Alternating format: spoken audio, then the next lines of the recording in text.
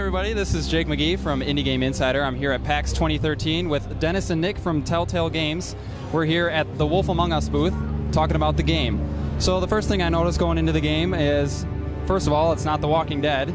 It's about Fables, which is a comic book series. How did you guys come to work on Fables? So, we actually had the license from a while back. It was one of those things that we were interested in even before we were doing Walking Dead. It just seemed like such a great world with such rich characters, and we're always looking to do kind of like we did with Walking Dead, where it's like you get a cool world and then we sort of take our own spin on it and do our own characters. It seemed like Fables was the perfect opportunity for that. How much creative liberty do you have in this game to do as you wish? As far as like player agency, you mean? Or? As far as like where the story goes, the characters. It's similar to The Walking Dead in that, at the end of the day, we want the general arc of the story to be a controlled experience, but you have the freedom to make choices along the way. And one of the new things we're doing in this series is there's time matters more. So there's parts where, you sort of have to choose between two people of like where you're going to go next, and then depending on which one you choose will have ramifications on how the story plays out. In this demo that I just played, I spent a lot of the time fighting, which really didn't happen much in The Walking Dead.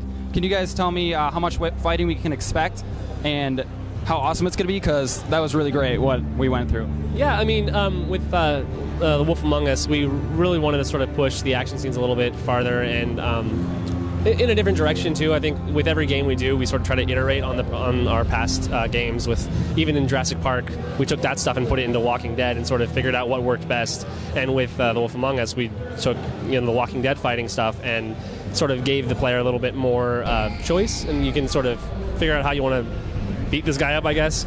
And I mean, you're the big bad wolf, and in the demo you're fighting the woodsman, and there's a lot of history there, and that's what makes the fight scene interesting a little bit. It's not just two dudes banging against each other. It's guys with like a rich history, and they have a past, and I think the whole game, that's sort of, even outside of the fight sequences, that's a big thing, is you have these like years and years and years you spent with these characters, and seeing where their lives are now, and it just changes your perspective, and that's the fun part of the game.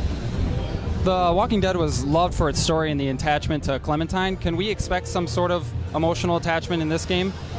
Not limited to a specific character necessarily, but I mean, that's what made Walking Dead so good, and that's exactly the kind of thing that we want to bring to Wolf Among Us. So it's, hopefully all the characters you get attached to. Yeah, I think the thing to remember too is these games are so different. I mean, we are still Telltale Games. We're still making the same type of games, but the situations you're in, the people you're with are vastly different from The Walking Dead. So while it is, relationships and characters and all the story matters, it is a different setup. So it's a different experience.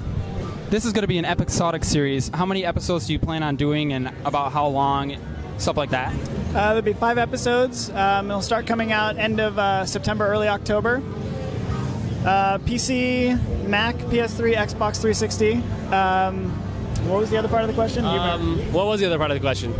Do you expect like another season of it, or are you just going to do this one and be done? Or it's up to the fans, honestly. If they like the game, I mean, we're doing more Walking Dead, so if they like Fables, it's not out of the cards, Yeah.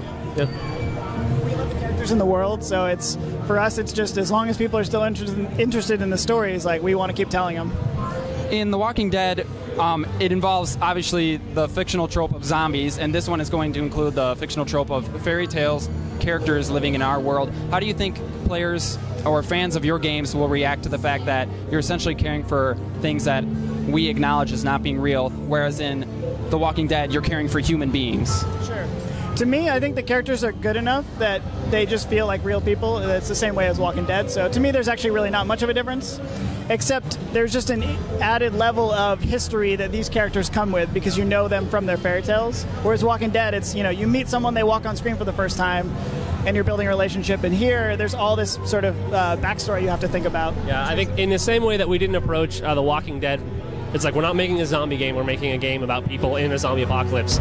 It's the same thing here, where we're not making a game about fairy tales, it's about these people with these really interesting pasts, and you think you know these people from the stories you've heard, but it's really about showing you that other side. Like, no, their lives aren't great. They aren't amazing. They're horrible because they're living in they're living in our world now, and they have the same problems as us. Right. Well, we're obviously very excited to see what you guys come up with next. From PAX Prime 2013, this is Indie Game Insider. Check you guys later.